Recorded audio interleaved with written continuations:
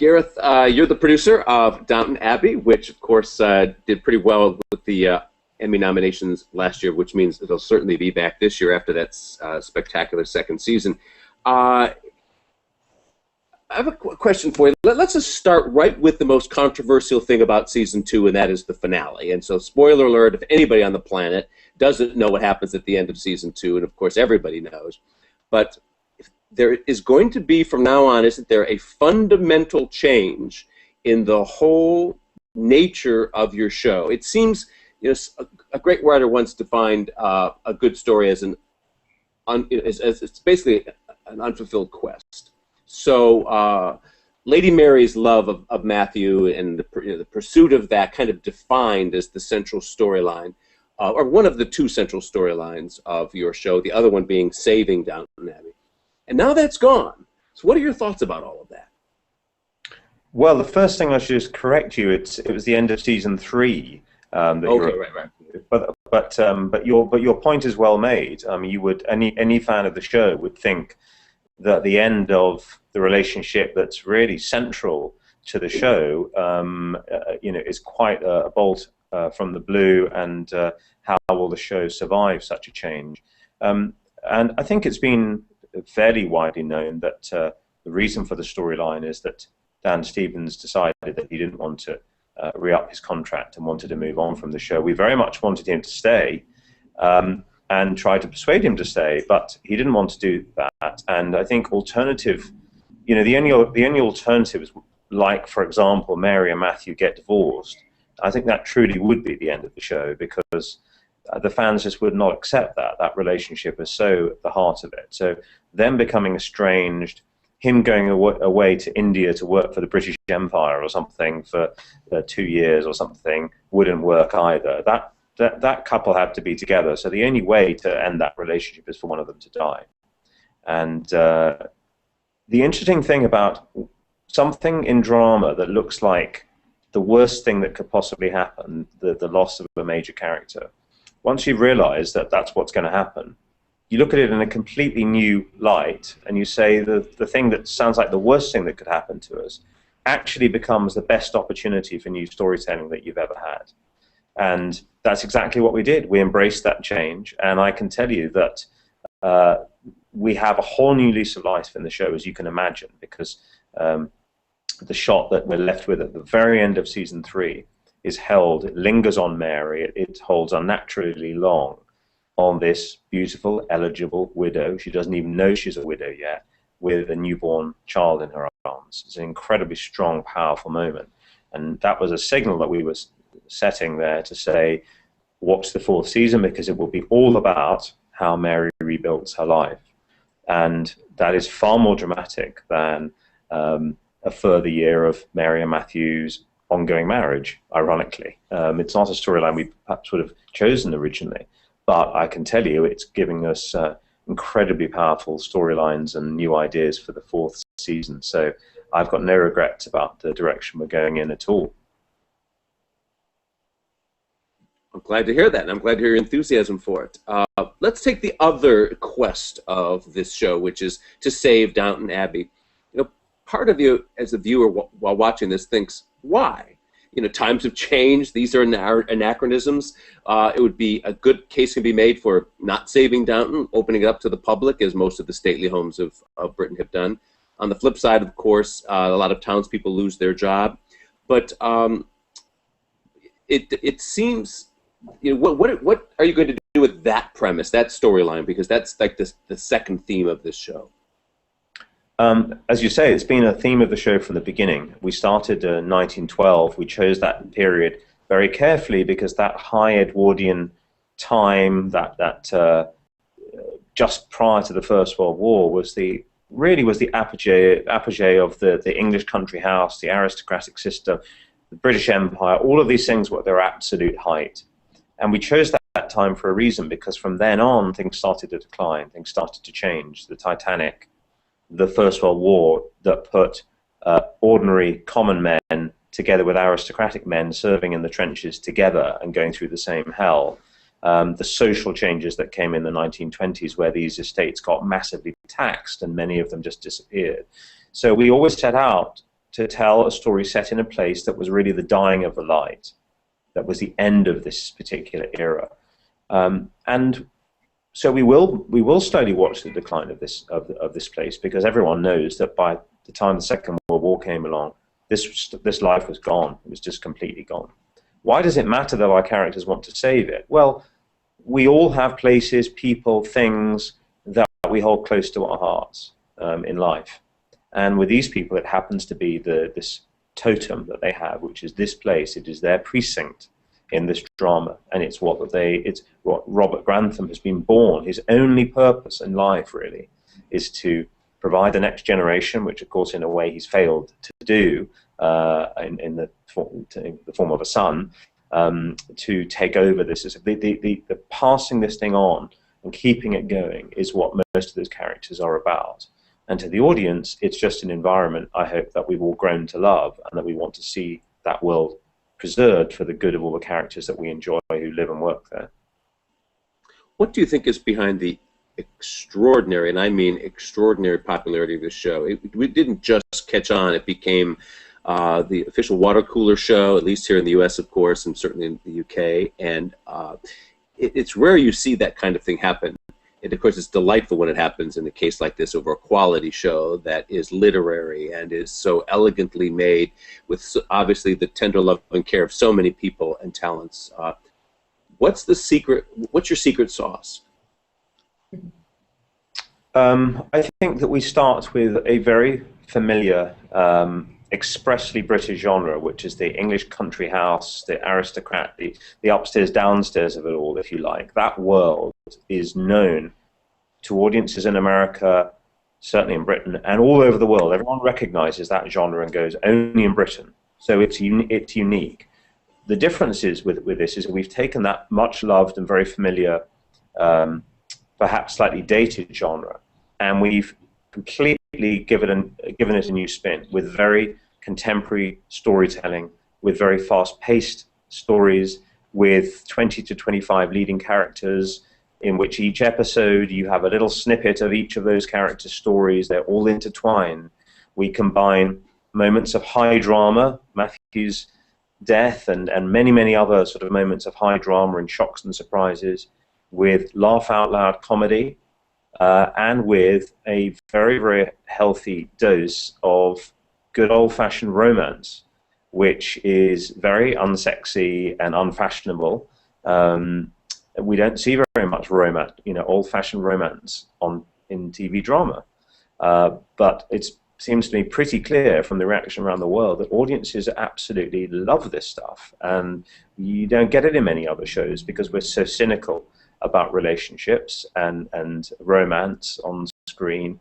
We're pretty good on the whole at depicting sexualized relationships in contemporary shows, but the whole idea of relationships being chaste and being more reserved and being a slower burn and all that sort of thing, we don't see very much on television, and it's really loved. So it's a combination of all of those things, the very familiar starting point with the very modern makeover and the pace and dynamic of a very contemporary show. And then I think people have grown to love these characters. They're extremely well written, they're very rounded, and they're brilliantly acted. And every member of the audience, I imagine, will have his or her favorite points of entry into the show, and the characters that they like more than others, that they more associate with. But there's someone in that show for everyone to find a way into it. I think you really nailed it there, and I'm glad you gave that answer about romance, because it is what I believe is so extraordinary about the story itself. I think that the success of a great pop song by a boy band is that the singers don't just love the girl, they will die for her. They go over the top, right? A great melodrama, a great opera has got to go over the top. Someone just doesn't love someone, they just love them from the mountaintop. And what is so wonderful about this love story is it is shameless in its yearnings and its pinings, while all the time kept simmering, because of course Lady Mary is such a polite lady that you kind of just see flickers of it, but it's burning inside of her. But then when you unleash the melodrama. You do it so well. My favorite scene of all in this whole show, of course, and I'm sure it's probably absolutely everybody's favorite scene, is when Matthew drops to one knee in the snow, in the dark, on the front step of Downton Abbey and proposes. It is just fantastic. And the fact that you have the smarts, I would say, to know that, to go there in this cynical world, bravo to you, because those of us who love that appreciate what you did. Well, thank you. We had a screening of that episode in London a couple of weeks before it aired, and everyone enjoyed the episode. It was a feature-length episode, that finale to season 2. When it came to that last scene, and Matthew and Mary are outside, and the snow is falling, and it's all of that, and you know, audiences who waited for 2 whole years for this moment to happen. When it became clear to the people in the room, there was about 300 or 400 people watching it, and it became clear to them that, oh my God, Matthew is this. Oh my God, he's going to ask. He's going to pop the question now.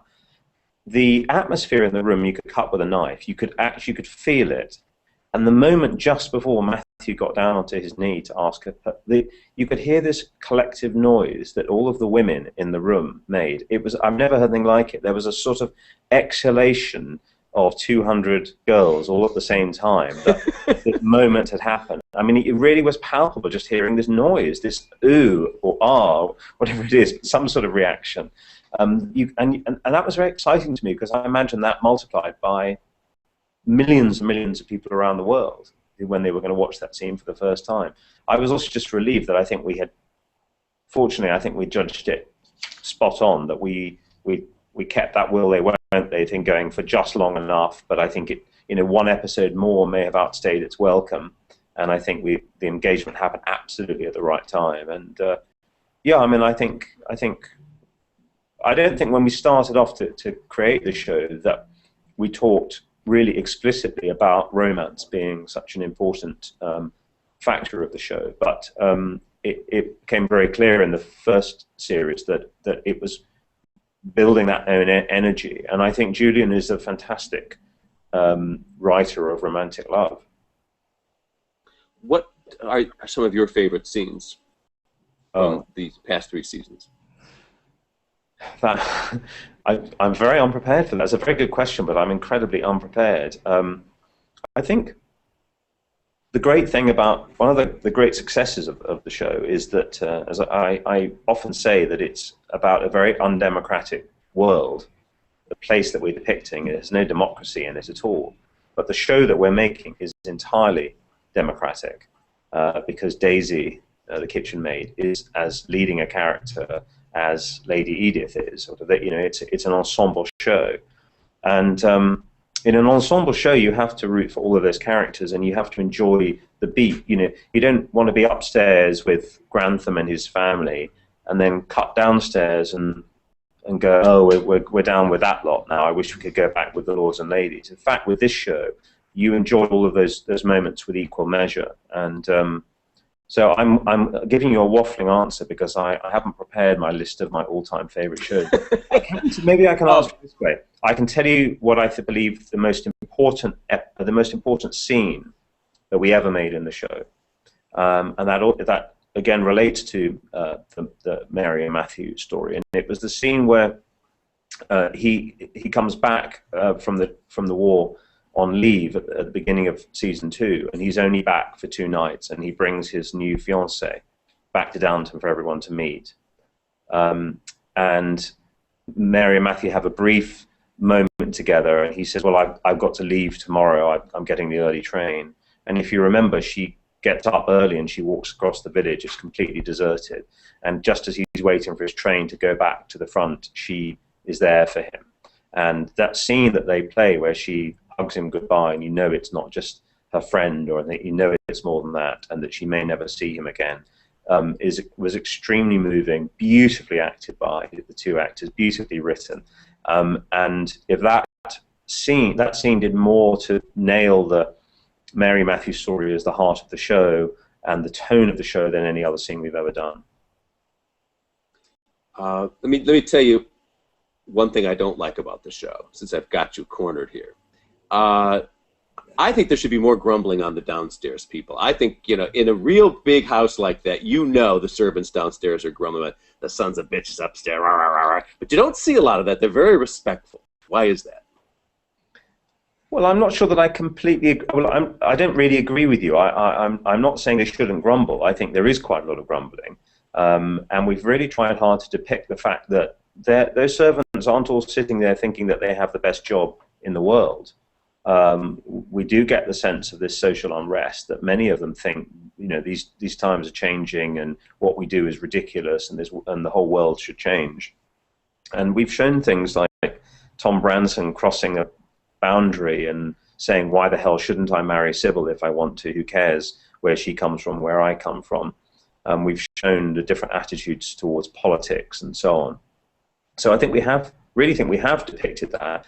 Maybe at its heart, though, the show is a positive, fun, life-affirming, enjoyable show, and it's not steeped in, we're not trying to do a social history that says, wasn't it all completely cruel and inhuman that these people had to work for others and, help them to take their clothes on and off 6 times a day. It's not really our job to do that. We just say, that world existed. We're going to try and give you a glimpse of what it was like, or rather we're going to say to you, just imagine what it would be like to live there or to work there, because I think the show has a much more visceral, contemporary feeling than that. We're not trying to be nostalgic. We're trying to say these people had all the same cares that you have. They were like human beings of all time, and like people alive today, we all just trying to get along. We're all just trying to get on in this world. We're trying to get on in our careers and in our personal lives, and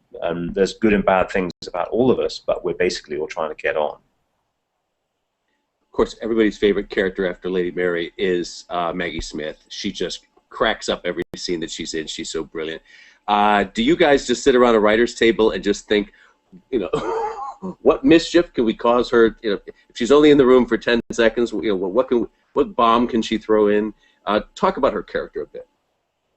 Well, Julian Fellowes has written very specifically about the inspiration for the character, an aunt of his, and so I think that comes across in the way the character is written. Julian Fellowes has a very strong grasp of what she will do, think, and say in any scenario that you parachute Violet into. There's a very strong sense that we know what her attitude will be, and so of course the audience know that as well. The audience know how she ticks, and we enjoy and anticipate when the latest bit of news happens. We can't wait for the camera to cut to Violet, for her to give us one of those bon mots about what she thinks about what one of her granddaughters is doing, and of course we love that because old people have earned the right to say whatever they really want to say. They don't care. But equally, other characters like the Carson character, we know exactly the incredibly loyal, conservative point of view that Carson is always going to have in any situation he's in, and we enjoy waiting for the moment when he tells us his opinions. So she's a brilliant character, and Maggie is such a clever actor who she has no vanity about what she does in her performance. She says the lines. She doesn't care what we think of a character, and in that regard, she's very similar to Michelle Dockery playing Mary, because one of the reasons why Mary is just about the most popular character in the show is that she is so rounded. She is so unlikable at times, and yet she's so lovable, and there's an extraordinary complexity about her. Even in the last episode of the last season, she was still being incredibly snobby and rude about her sister's latest boyfriend. That he was some sort of interloper, usurper, trying to muscle in on their life, and she didn't come across at all well. But there's good and bad about her, and I think audiences look at that and go, she's not perfect at all, but she's strong and she's honest, and she seems to be a real sort of touchstone for young women, particularly who watch the show. I've really segued off your Violet question, but no, that's a good answer. I didn't realize she was based on somebody real, because we all have an Aunt Violet in our lives. Right, exactly. And she's just precious, of course. the great American humorist Will Rogers once said he was famously asked, "What does a producer produce?" And his answer was relatives. Uh, what does a what does a producer of Downton Abbey produce? What do you do? It is a kind of a difficult job sometimes to define, isn't it? Yes, it is, and of course, it is a very difficult job to define because if you're a camera operator, it's a very simple job to define. I'm not saying it's a simple job. If I was a focus puller, I would be fired lunchtime on the first day because nothing would be sharp. But most jobs in the making of a TV show or a movie are explicitly clear. And the thing I've noticed about producers is they are all totally different. Nobody does the job in the same way. There is no training ground for it. And people often say to me, how do you become a producer? It's what I'd like to do in my career. And I always say, do you know what? I haven't got a clue how you become a producer. Even though I've done it, and there are clearly thousands of other people who've done it, I don't really know how you do it. Nobody does it the same way. Everyone interprets the nature of the job differently. I suppose you are the artistic director of your particular opera house. You are the artistic director of your concert hall. You are deciding the program of music that you're putting on, but you yourself are not the conductor. You are the person setting the program, hiring the conductors, hiring the singers, and you have to be whatever the show requires you to do. And Downton is made in a very unique way. We only have one writer on the entire show. We have no writing staff. One writer writes all of the scripts.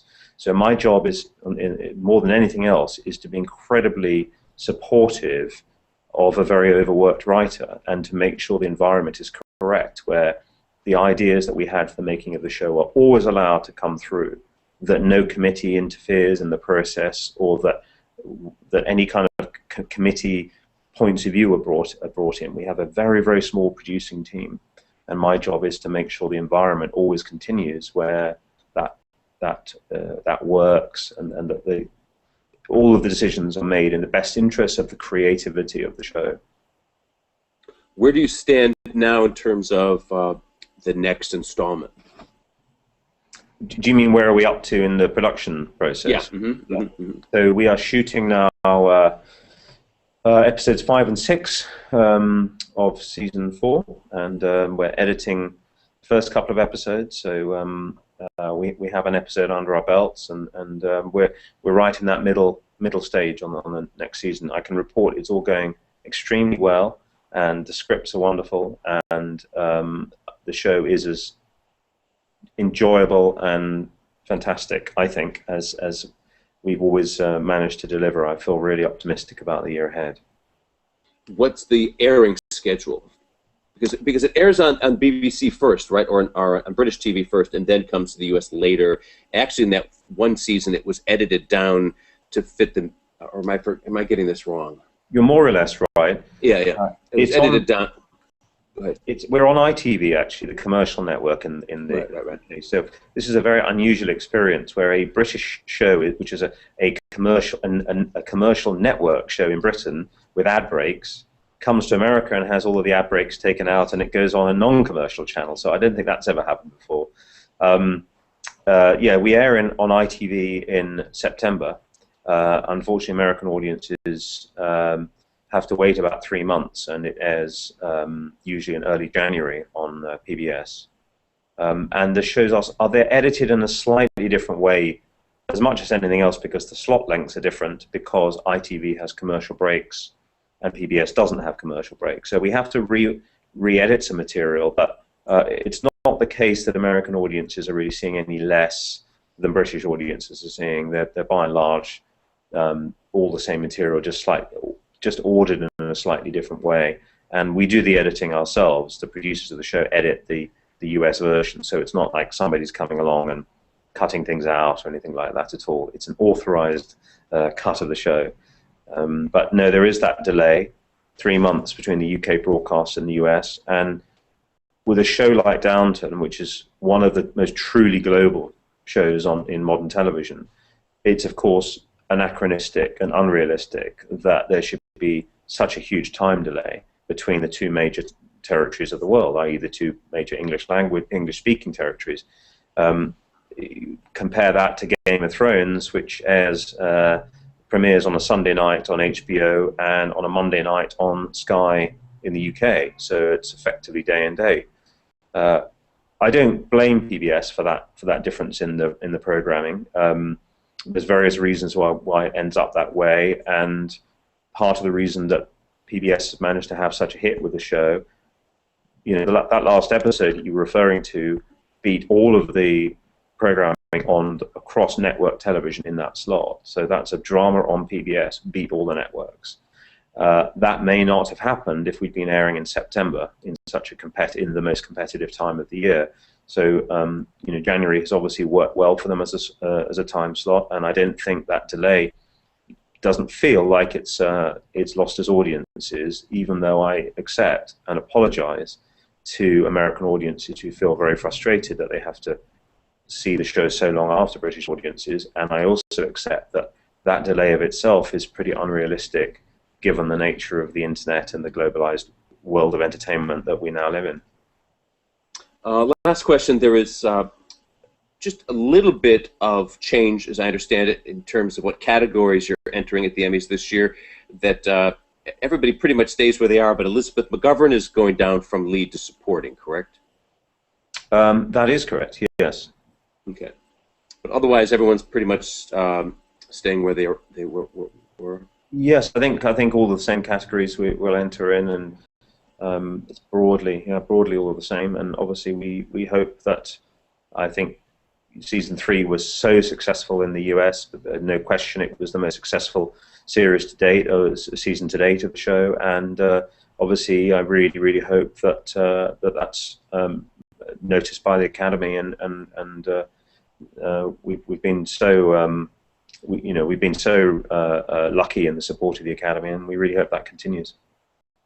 Well, good luck to you. It's a great show, and it's worth every single Emmy Award it gets nominated for, if you ask me. But I don't vote, Gareth, so what the heck.